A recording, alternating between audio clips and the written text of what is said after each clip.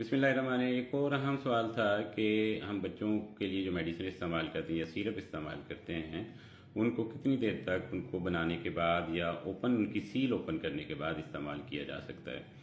तो उसमें ये ख्याल रखें कि जो खासतौर पर एंटीबायोटिक्स हैं, जो सिरप बनाने वाले सस्पेंशंस हैं, उनको बनाने के बाद अमूमी तौर पर मोस्टली आपने देखा होगा कि उसके ऊपर लिखा भी होता है और 7 दिन से ज़्यादा इस्तेमाल नहीं करने चाहिए, क्योंकि आप क्वांटिटी भी आप देखेंगे अक्सर सिरप की वो इतनी ही होती है, 60 ml 70 ml मैक्सिमम 90 ml।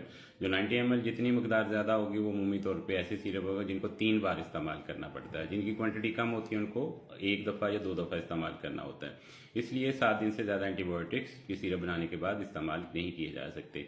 लेकिन ये नहीं होता कि ये भी ख्याल रखें कि बाद लोग ये समझते हैं कि उसके बाद कोई रिएक्शन होगा। रिएक्शन नहीं होता उम्मी तौर पे होता है कि उसकी एफिकेसी कम हो जाती है, असर कम करना छोड़ देते हैं।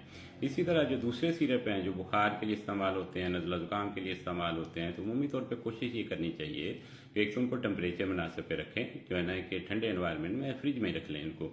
ठीक है, ओपन करने के बाद कोशिश करें कि 1 माह के अंदर अंदर इस्तेमाल कर लें। लेकिन अगर उसके बाद भी अगर आपने मुनासिब टेम्परेचर पे रखा हुआ है तो अगले 2-3 माह तक मजीद इस्तेमाल कर सकते हैं। उसमें कोई खास प्रॉब्लम नहीं आती। हाँ, थोड़ी सी एफिकेसी का असर हो सकता है कि उसको हवा लग जाती है तो उसकी एफिकेसी में कमी हो जाती है।